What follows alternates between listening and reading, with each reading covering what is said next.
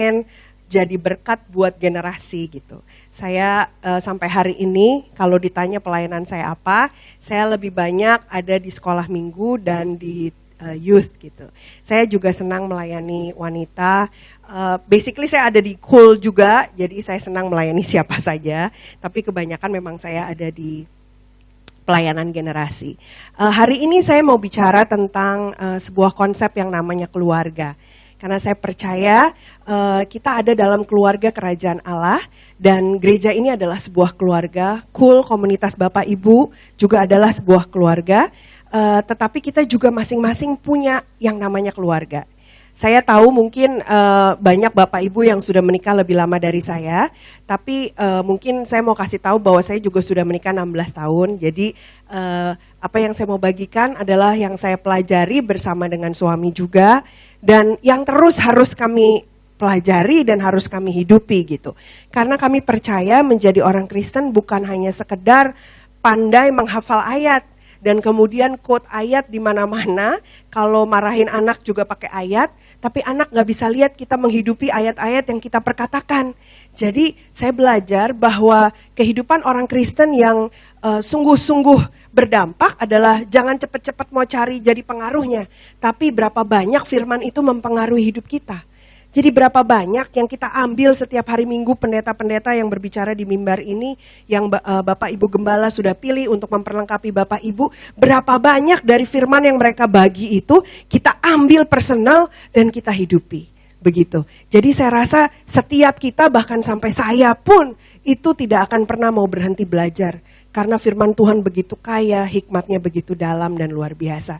So hari ini saya mau bawa satu konsep pelajaran tentang family, tentang keluarga ya.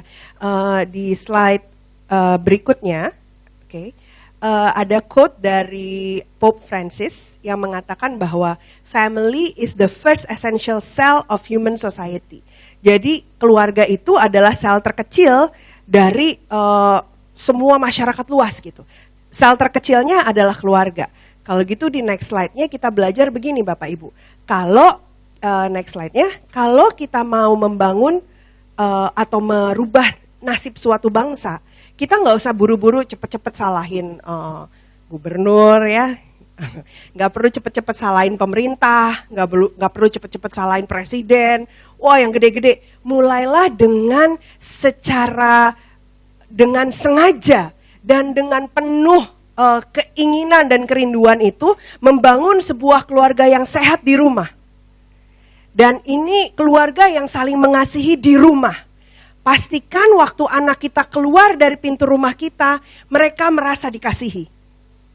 Pastikan mereka tidak hanya melihat kita sibuk keluar masuk gereja dan melayani, tapi mereka nggak lihat kasih dalam hidup mereka. Jadi perlu sekali kita secara niat gitu. Jangan cuman begini, taruh aja di sekolah, nanti dia jadi orang. Kasih aja sekolah yang paling bagus, gue mampu kok. Sekolah internasional, gue mampu kok. Nanti anak gue jadi orang. Berapa banyak kita tahu, banyak orang punya gelar hebat, tapi gak punya identitas yang benar di dalam.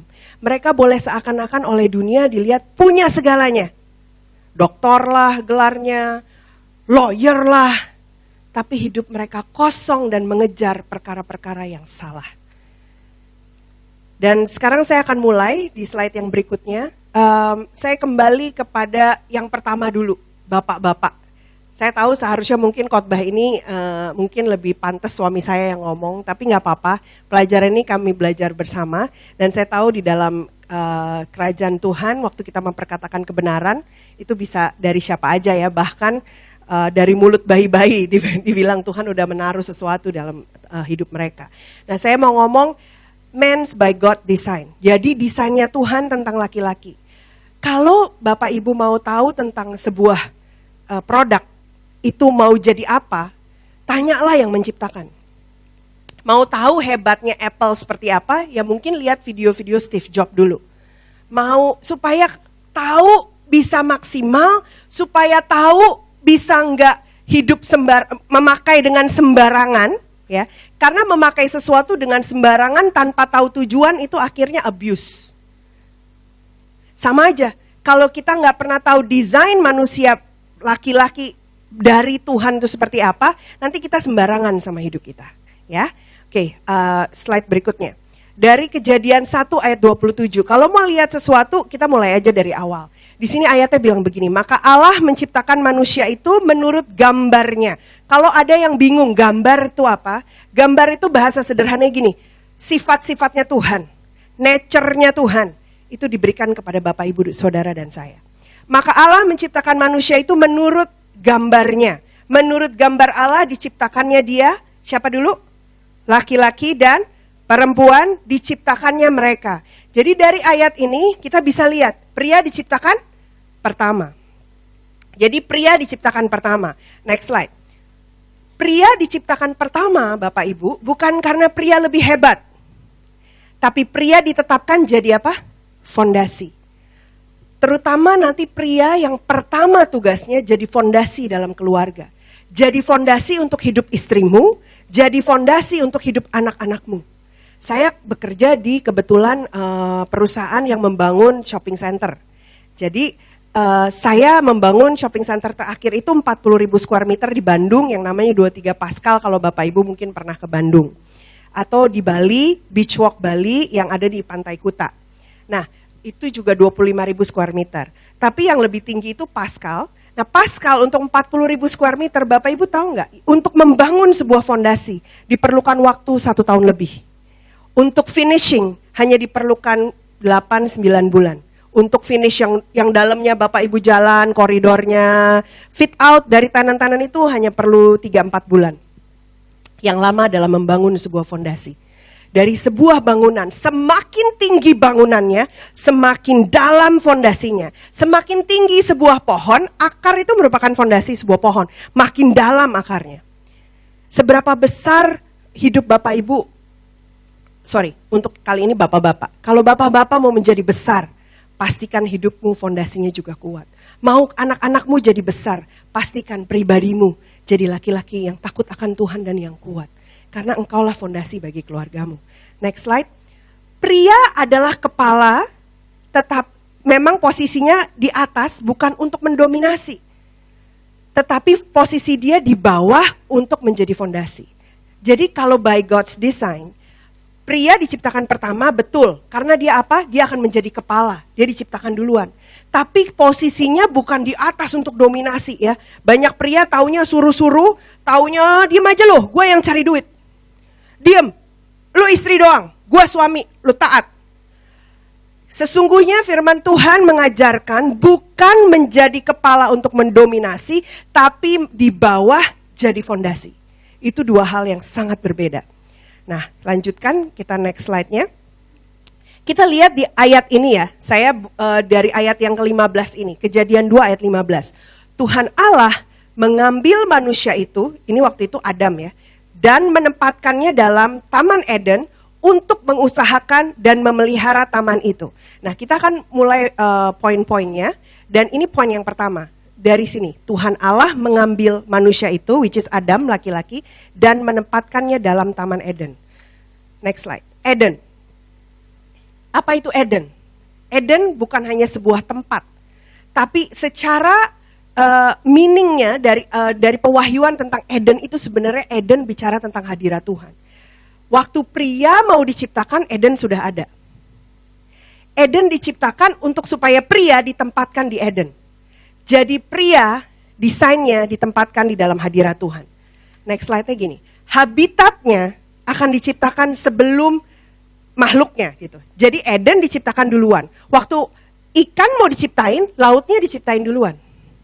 Laut diciptakan, baru dia bilang makhluk-makhluk di dalam laut itu, makhluk-makhluk di dalam air itu diciptakan. Jadi segala sesuatu ciptaan sebelum makhluknya datang, habitatnya diciptain dulu. Jadi ada hadirat Tuhan sebelum manusia diciptakan. Prinsipnya kemudian di next slide begini. Setiap ciptaan yang keluar dari habitatnya akan mati. Akan malfunction. Berapa banyak kita lihat banyak pria hebat, tapi di luar Tuhan, mereka mengejar hal-hal yang salah. Dan kita tahu bahwa kalau kita ikutin daging, ujungnya maut. Keinginan daging, segala sesuatu yang di-drive oleh daging, bahkan atau hanya jiwa, yaitu perasaan, kehendak, pikiran semata, tanpa dikuasai oleh Roh Kudus, ujungnya adalah kepada maut. Jadi sekalipun dia kelihatan hebat, tapi di luar Tuhan sesungguhnya dia sedang berada di luar habitatnya. Dia sedang malfunction, sedang gak berfungsi sebagaimana seharusnya. Ya. Coba next slide-nya. Artinya apa? Ini artinya Bapak-Bapak. Artinya pria didesain Tuhan untuk memiliki hubungan dengan Tuhan. Dan menjalani kehidupannya sesuai hukum-hukumnya. Dan membangun kehidupannya dengan dasar firman Tuhan. Bapak-bapak, ibu-ibu, berapa banyak kita tahu kalau mau nanya ayat di rumah, tanya mama. Ada ayatnya, tanya mama di mana. Banyak wanita jadi lebih tahu firman daripada pria. Banyak wanita karena alasannya begini, lu banyak waktu di rumah, gua kerja. Bapak-bapak diciptakan untuk menjadi sebuah fondasi. Bahwa kekuatan pengenalan akan Tuhan dalam keluarga bapak-bapak sebenarnya berada di pundakmu. Coba baca ayat di slide berikutnya. Ulangan 6 ayat 1 sampai 2. Kalau ini nggak jelas boleh buka di Alkitab Bapak Ibu, saya bacakan. Inilah perintah, yakni ketetapan dan peraturan yang aku ajarkan kepadamu atas perintah Tuhan Allahmu untuk dilakukan di negeri kemana kamu pergi untuk mendudukinya. Supaya seumur hidupmu, engkau dan anak cucumu takut akan Tuhan Allahmu dan berpegang pada segala ketetapannya dan perintahnya yang kusampaikan kepadamu supaya lanjut umurmu. Bapak Ibu, kalau mau anak kita mengikuti Tuhan kita, ya banyak sekarang anak-anak muda. Researchnya tahun lalu, di tahun 2019 di bulan Agustus, keluarlah sebuah artikel yang kemudian saya forward ke beberapa pemimpin di gereja, bahwa dinyatakan begini, generasi milenial setelah mereka selesai sekolah, mereka meninggalkan bangku gereja. Mereka berubah menjadi ateis, mereka berubah menjadi secularism, mereka berubah mengambil kepercayaan yang lain di luar daripada Kristen. Kenapa? Mungkin di rumah bapak-bapaknya tidak melakukan yang namanya meneruskan imannya, menceritakan perjalanan rohaninya dengan Tuhan, dan mensaksikan kepada anaknya, ini loh Tuhan yang papa sembah. Dan membuat mereka bilang begini, papa aku mau punya Tuhan yang papa sembah itu. Zaman dulu, Ishak begitu bangga, the God of my father. Allahnya bapak saya, Abraham waktu itu. Berapa banyak di keluarga kita, ini buat saya juga. Walaupun saya pelayanan, saya sungguh berdoa supaya nanti waktu anak saya besar, dia mau berkata seperti itu, Mom, I want to know the God that you worship. Saya mau menyembah Tuhan. Karena sebenarnya gini, kita cuma bisa kasih dia apa? Ikutin agama. Tapi agama itu yang buat manusia. Kita ajarin karena dia belum ngerti. Tapi one day kita tahu, tidak cukup beragama, tapi harus punya relationship. Relationship itu dasarnya dari sini. Gak ada yang bisa paksa kita. Kalau agama bisa dipaksa. Orang tua banyak yang, pokoknya kamu ikutin agama papa mama ini. Sampai ada keluarga yang gini, sampai kamu umur 17 baru kamu boleh. Tapi kalau sekarang saya kasih dia sepertinya agama. Tapi one day saya mau dia ikut dan dia layani Tuhan yang saya sembah. Karena keputusannya. Next slide. Ayatnya di Ulangan 11 ayat 18 sampai 21. Tetapi kamu harus menaruh perkataanku ini dalam hatimu dan dalam jiwamu.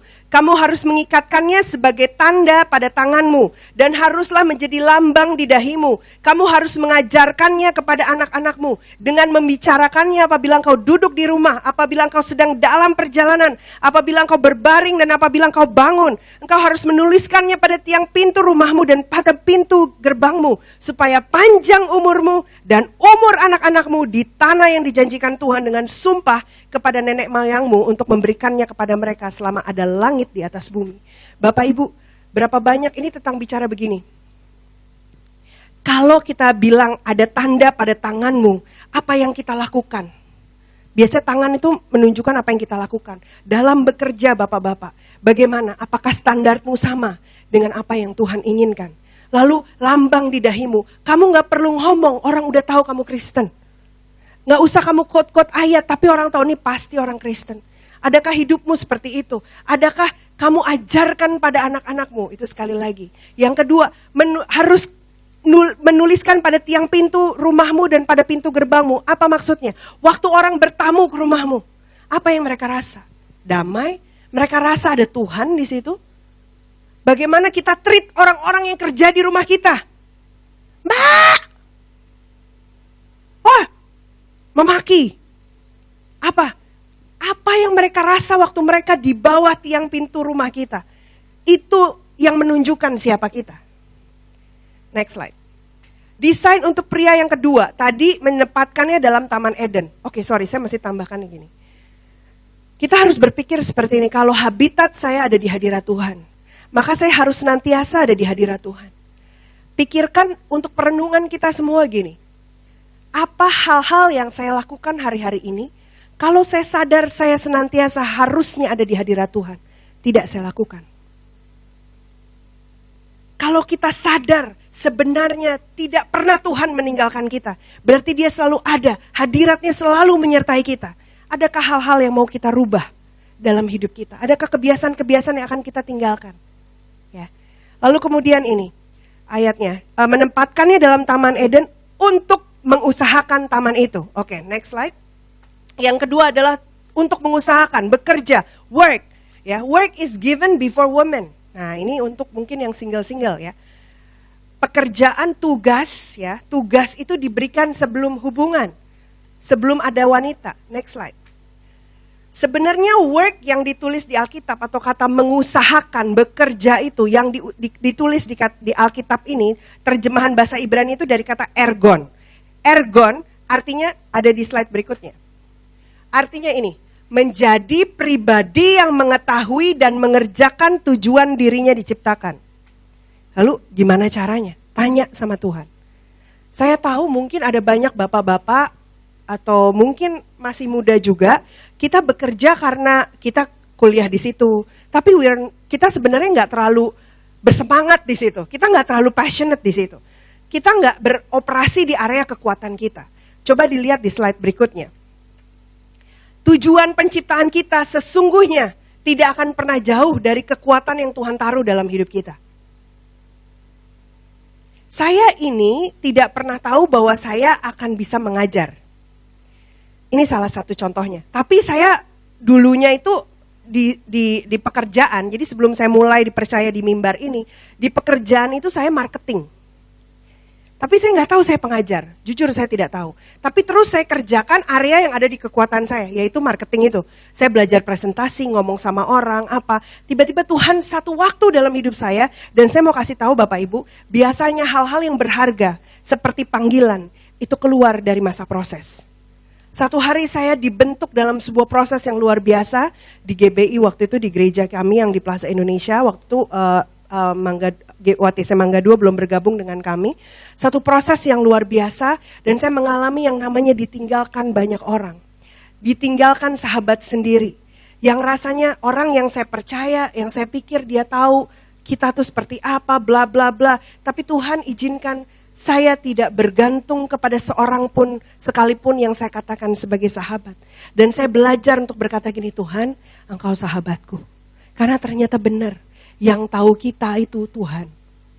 Di masa yang begitu berat buat saya, Tuhan temukan saya kepada panggilan saya. Tiba-tiba saya banyak belajar, mulai dari belajar Bible study kepada Bible study, terus sampai akhirnya saya sekolah online. Belajar. Tetapi gini, dan baru habis itu saya ngerti, oh saya dipanggil untuk mengajar. Jadi tujuan kita diciptakan, itu tidak jauh dari area kekuatan kita. Next slide-nya gini. Kenapa itu penting? Karena tujuan akan melahirkan visi. Penting untuk setiap orang hidup di dalam visi. Penting orang tahu mau kemana dari titik ini 5 tahun ke depan. Tahun depan deh, 5 tahun, 10 tahun. Penting. Karena hidup kita tidak akan tiba-tiba berhasil Bapak Ibu. Hidup kita tidak akan tiba-tiba sukses. No. Perlu kita tahu mau kemana saya. Saya tahu area kekuatan saya tahu panggilan saya, dan mau saya apakan hidup ini. Visi. Next slide. Jadi sukses adalah akibat Bapak Ibu mengetahui tujuan hidup. Next slide-nya. Banyak orang kejar tujuannya. Ya kan? Banyak orang kejar akibatnya, kejar suksesnya. Tapi sebenarnya ketika Bapak Ibu tahu tujuannya, sukses itu akibat.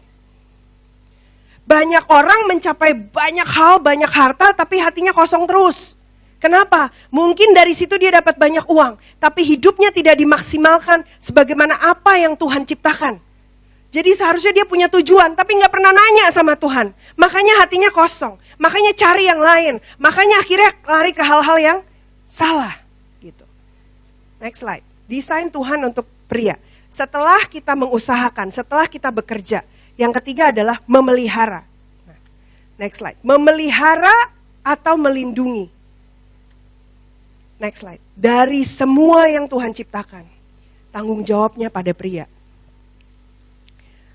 Berat ya Bapak Ibu. Tapi tahu nggak, itu satu posisi yang terhormat. Kenapa? Karena Bapa sendiri, Tuhan kita menyebut dirinya Bapa. Tuhan menyebut dirinya Father God, Bapa. Dan title Bapa di dunia ini cuma dikasih sama siapa? Para pria. Para pria yang bisa jadi Bapa. Bapa itu apa sih? Arti kata Bapa itu sumber. Arti kata Bapa itu ya ini, memelihara, menjaga, yang memberikan hidup, sumber, luar biasa. Demikian juga sebenarnya kalau kita meresapi, itulah yang Tuhan mau. Tuhan mau saya pelihara hidup saya, pelihara hidup keluarga saya, sehingga bapak-bapak berfungsi menjadi seorang bapak. Tahukah Bapak Ibu, generasi ini saat ini merosot moralnya bukan karena internet. Sorry, karena gak ada bapak di rumah. Banyak bapak cuman provide, tapi tidak memelihara.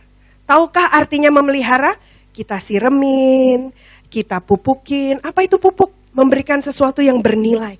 Banyak bapak tidak memberikan nilai kepada anak-anaknya, sehingga waktu dia keluar rumah dia cari nilai untuk dia adopt.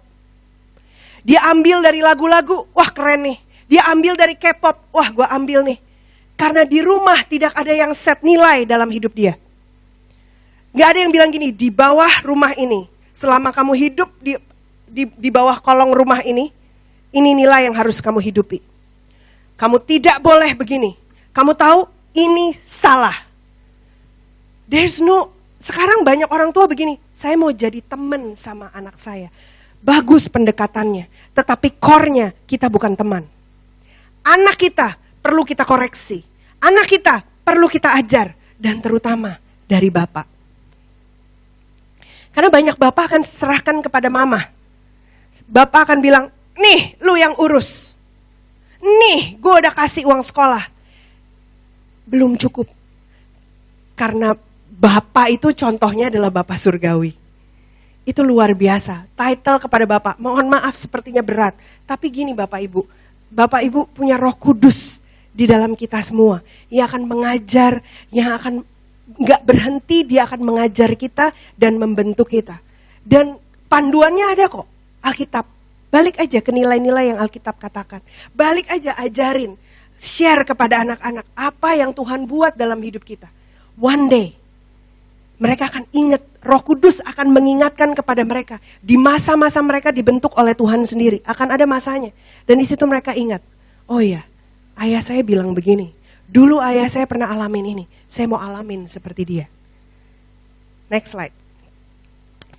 Yang terakhir, untuk bapak-bapak. Di sini dibilang di ayatnya gini. Tuhan Allah mengambil manusia itu dan menempatkan dalam Taman Eden. Eden hadirat Tuhan untuk mengusahakan, bekerja ya. Kemudian memelihara ya, menjadi bapa. Lalu Tuhan Allah memberi perintah ini kepada manusia. Semua pohon dalam taman ini boleh kau makan buahnya dengan bebas. Tetapi pohon pengetahuan tentang yang baik dan yang jahat, janganlah kau makan buahnya. Sebab pada hari engkau memakannya, pastilah engkau mati. Jadi setelah dikasih ya, ini tugas. Again, karena pria itu bertanggung jawab, pria itu fondasi, pria itu yang memelihara, dikasih perintah. Perintah yang pertama di Alkitab itu langsung dikasihnya kepada bapak-bapak. Dan perintahnya adalah apa? Gak boleh makan ini. Artinya apa? Sebenarnya refleksinya apa buat kita? Perintah Tuhan untuk para pria, hiduplah taat kepada Tuhan. Next slide. Karena gini, Kalau kita nggak cari apa yang Tuhan mau dalam hidup kita, nggak mau hidupi itu, akhirnya hidup kita jadi eksperimen. Coba ini, gagal. Coba itu, gagal. Coba ini, coba itu, coba ini. Hidup kita bukan eksperimen, tapi hidup kita itu assignment. Udah ada tugas yang Tuhan mau kita lakukan di bumi ini. Jangan bilang saya terlalu tua. Karena KFC aja ditemukan umurnya udah 65, Kolonel Sanders. Jangan bilang Tuhan gak bisa kerja kepada orang-orang yang usianya sudah senior. Selama kita tanya dan kita rindu, Tuhan bilang gini, ketuk maka pintu akan dibukakan. Cari maka engkau akan mendapat. Pernahkah kita mencari dengan sungguh hati? Ini masa puasa. Saat yang baik untuk hidup di dimensi yang baru. Apa? Tahu kehendak Tuhan dalam hidup kita. Dan hidup di dalamnya. Amin. Nah, setelah itu semua, next slide. Tuhan Allah berfirman, tidak baik buat pria model gini nih, yang udah tahu desainnya, harus hidup di hadirat Tuhan. Dia itu orang yang bekerja dulu, dapat visi hidupnya mau diapain, abis itu dia jadi pria yang bertanggung jawab, dia tahu dirinya itu harus kalau nanti satu hari menemukan pasangan hidup, dia harus jadi source, dia harus jadi bapak. Kalau dia nanti punya anak, dia harus jadi bapak, gak cuman jadi suami atau ayah yang melahirkan anak tapi tidak jadi bapak gitu. Banyak itu, punya physical children tapi gak jadi bapak, punya banyak. Yang tinggalin anaknya juga banyak. Setelah tahu itu semua, dan yang pria begini punya komitmen mau taat perintah Tuhan, baru Kejadian 2 ayat 18 bilang gini, tidak baik pria model begini seorang diri saja. Aku akan menjadikan penolong baginya yang sepadan dengan dia. Next slide. Baru dikasih perempuan. Saya lebih lega sekarang karena saya bisa berbicara dengan kaum saya. Dari tadi kayak agak tegang, kayak khotbahin bapak-bapak, tapi itu firman Tuhan. Sekarang wanita ya, next slide, ada ayatnya. Saya mohon maaf saya pakai bahasa Inggris, tapi saya terjemahkan aja. Dan Tuhan berkata tidak baik atau tidak beneficial, itu apa ya, tidak menguntungkan buat seorang pria, seorang diri saja. I will make him a helper. Saya akan memberikan kepadanya seorang penolong. Ibu-ibu, Anda adalah seorang yang kenceng. Seorang penolong, bukan perongrong. One who balances him, a counterpart. Jadi gini, seseorang yang menjadikan hidup pria itu balance. Nanti kita lihat ke slide-slide berikutnya ya. Jadi kita itu memang cocok. Cocok bukan semua sama. Justru kita ini nih, complementary. Artinya apa? Melengkapi. Kekuatanmu dan kekuatan suamimu bisa berbeda. Kenapa? Karena kamu balance dia. Karena kamu apa? Karena kamu akan melengkapi hidupnya. Kamu akan apa? Tolong dia sampai kepada tujuannya. Next slide. And the rib which the Lord had taken from the man he made, fashioned form into a woman. Jadi wanita diciptakan dari pria. Pria diciptakan dari tanah liat. Kita diciptakan diambil dari pria itu. Dan setelah itu diapain? Kita dibawa, dipresented to the man. Berarti wanita dibawa kepada pria. Ya, jadi bukan kita yang cari-cari, kita dibawa oleh Tuhan.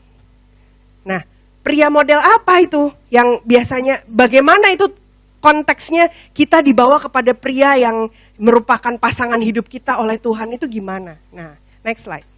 Wanita dibawa kepada pria di mana? Di Eden. Artinya gini, di dalam suasana hadirat Tuhan, di tengah-tengah orang yang takut akan Tuhan, disitulah kamu akan dipertemukan dengan pasanganmu. Kalau engkau benar-benar mencari pasangan juga yang dari Tuhan. Jangan carinya di diskotik mau dibawa kemari. Berat ibu-ibu, berat mbak-mbak. Nggak gitu konteksnya.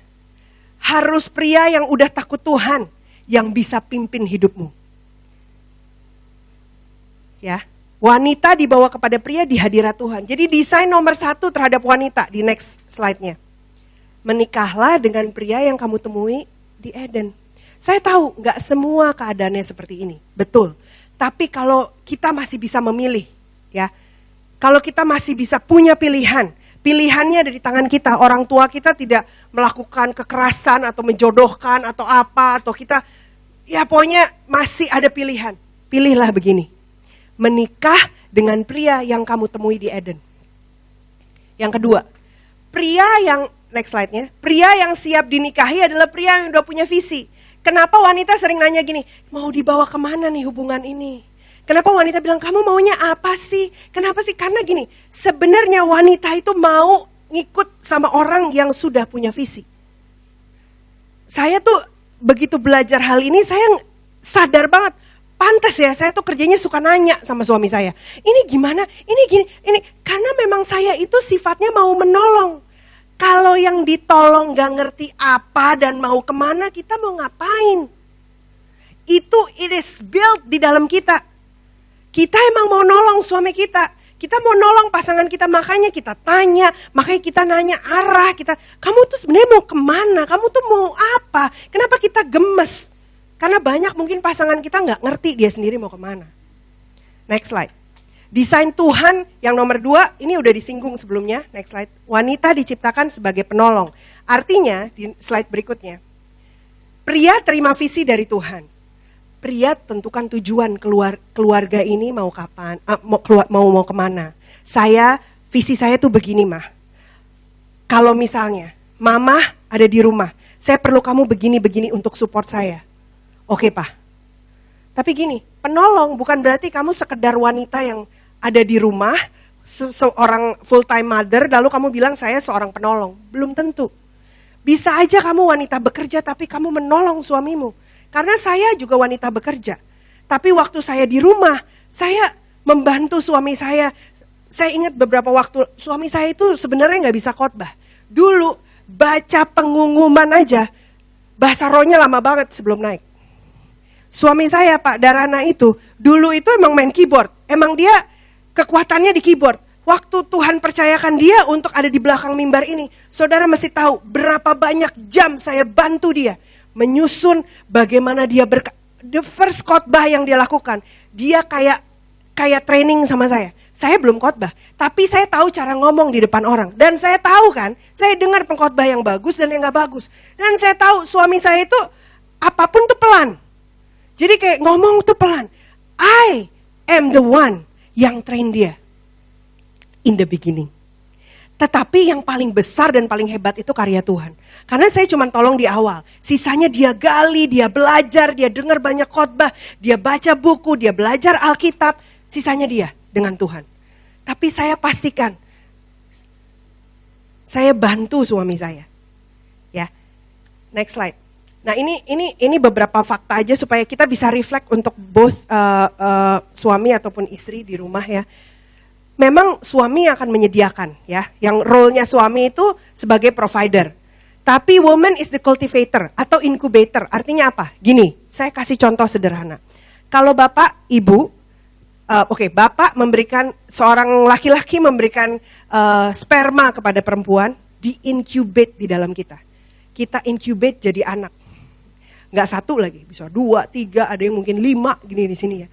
Kalau suami kasih kita uang bulanan, kita incubate uang itu jadi apa? Makanan di meja makan setiap dia pulang. Sore kalau anak-anak mau snacks ada, lalu uang sekolah apa? Kita cultivate, kita yang mengusahakan, mengelola, bahkan yang bagus adalah bisa melipat gandakannya. Ya, next slide. Betul, pria yang melindungi. Tapi gini, mereka maju di depan, kita di belakang. Bukannya gini, lu gimana sih? Lu kan pulang jam segini. Tuh, gue udah tahu deh, lu pasti macem-macem ya di luar. Pulang bukannya kita encourage dia. Siapa tahu dia benar-benar pulang habis selesai meeting. Nggak kita tanya, kita semprot. Kita ini wanita bagian encourage. Pak capek, mau makan apa? Kira-kira papa hari ini mau ngapain habis makan? Mau aku temenin apa? Di encourage. Berapa banyak gini ya, papahnya pulang bilang, aduh papa baru habis dapat bonus, yuk kita liburan ke Bali. Ke Bali mulu. Dari tahun lalu Bali. Lain tuh ke Eropa. Gimana sih lu? Nah bayangin, dia udah capek-capek kerja, Di pulang dia mau kasih yang terbaik buat istri dan anak-anak, datanglah istri yang harusnya mengencourage malah menjatuhkan dia. Pernah nggak kita habis dibawa liburan dan kita ngomong gini, thank you ya Pak, udah dibawa liburan. Aku happy banget. Thank you loh. A simple thank you bisa bikin papa tuh. Pernah nggak kita appreciate of what he has done? Saya suka bilang kalau suami saya pulang malam, thank you ya, you work so hard. Thank you, kamu udah. Jadi saya bisa pulang duluan, saya bisa kerja part time karena kamu benar-benar ambil bagianmu. I say thank you. Dan tidak otomatis, saya belajar juga. Kadang-kadang juga saya bisa, Roh Kudus ingetin, halo, tutup mulutmu. Baik. Ya, next slide. Man is the developer, tapi woman is the nurturer. Udah tau lah kita. Kalau pria, pokoknya kita begini. Nanti di belakang ada kita yang oke, setelah jadi kita yang atur. Anak udah dilahirkan, kita yang oke, nak kita begini, kita begitu. Kita yang nurture. Wanita itu emang sifatnya begitu. Next slide. Man is the priest, woman is the prophetess. Artinya apa? Benar. Priest itu apa? Zaman dulu priest terima perintah dari Tuhan. Jadi pria-pria akan dengar, mah, aku doa Tuhan kayaknya pengen kita begini. Terus wanitanya akan bilang, oke Pak, kita jalan ke sana. Tiba-tiba di tengah-tengah jalan, mah, nih, tadi benar-benar puji Tuhan, aku ditemuin orang gini. Yuk besok kita ketemu sama-sama. Oke Pak, pas kita ketemu kita bilang gini, Pak, aku gak damai loh sama orang itu. Wanita diberikan senses yang gak ada pada pria. Feeling aku gak gitu loh Pak. Berapa banyak kita sering ngomong begitu. Pria terima order, terima perintah, tapi kita ngomong, kok perasaan gue ya? Tapi Pak, rasanya pria perlu dengar kalau wanita yang menjadi istrimu adalah takut Tuhan, dia di-build dengan sense itu oleh Tuhan. Atau gini, along the way, ketika kita lagi jalan di sebuah visi, mungkin kan gak selalu mulus. Memangnya selalu mulus? Nggak selalu mulus. Kita mungkin yang pria mau mulai belok kiri. Lalu istri akan bilang begini, Pak, bukannya papa yang bilang. Dulu papa bilang, papa mau begini. Itu kehadiran istri di keluarga. Ya. Jadi next slide-nya. Wanita diciptakan Tuhan untuk menolong pria mencapai tujuan penciptaannya. Next slide. Berarti wanita tidak diciptakan Tuhan untuk mendikte pria.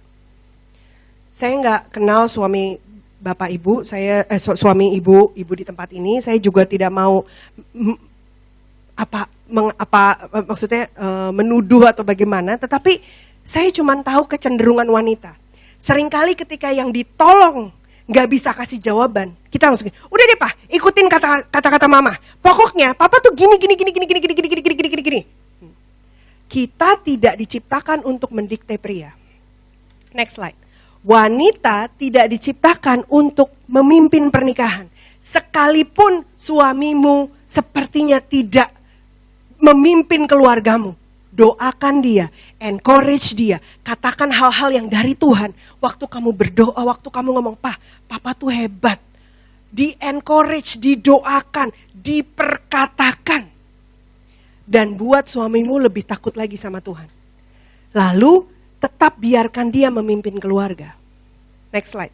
Karena gini, semua yang punya dua kepala, sekalipun ini lucu ya, imut gambarnya, tetapi tetap dia monster.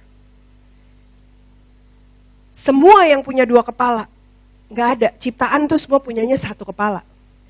Next slide. Gak boleh suami punya visi apa, kita punya visi apa. Sekalipun saya orang bekerja, jadi saya tahu.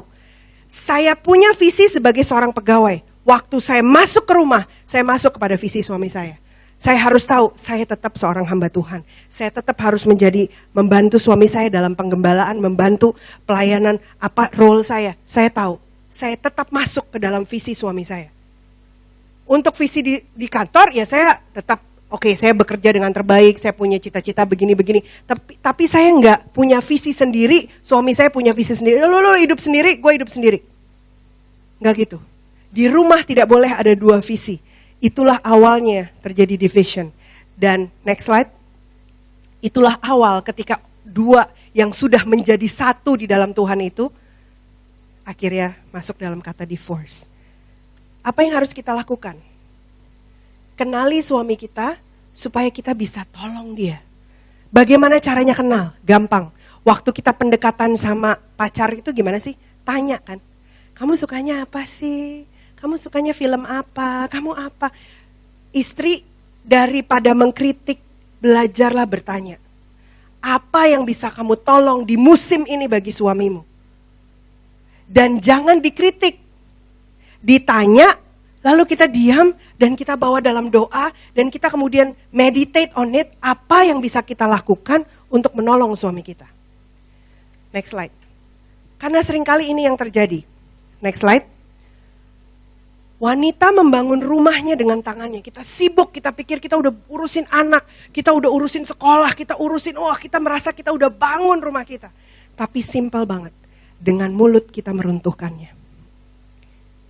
Akhirnya suami kita lari. Suami kita gak betah ada di rumah. Karena dari apa? Dari mulut. Saya belajar hal ini. Kalau kita mau diberkati, di next slide. Para wanita belajar untuk diam. Even when.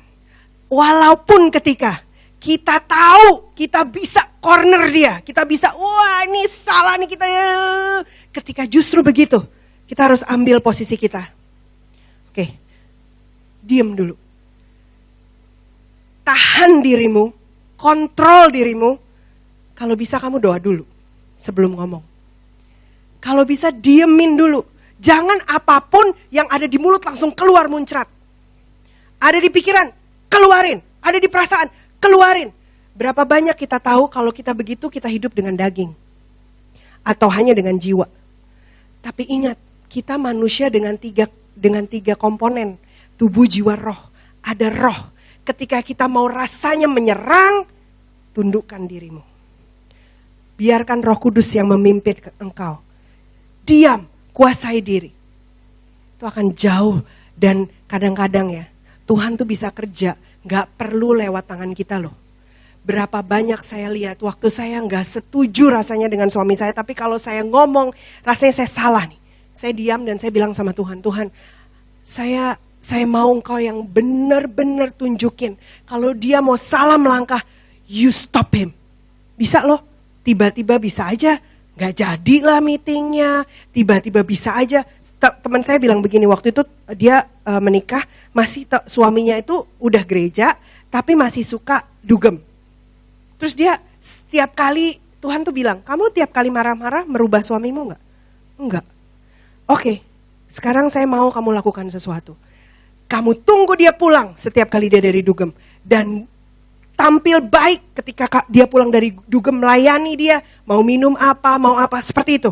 Oke, dia lakukan itu 2 bulan. Lalu kemudian Tuhan bilang ini, sekarang kamu mau minta apa dari aku? Terus ketika waktu itu Sabtu malam, suaminya bilang dia mau pergi. Terus dia ingat Tuhan bilang, sekarang kamu minta. Terus dia bilang ini, Tuhan, aku tidak mau stop suamiku. Tapi aku tahu pergi ke sana itu gak ada benefit yang baik buat dia. So you stop him, Lord. Dalam nama Tuhan Yesus. Tahu apa yang terjadi? Udah keluar nih suaminya. Balik lagi pulang ke rumah.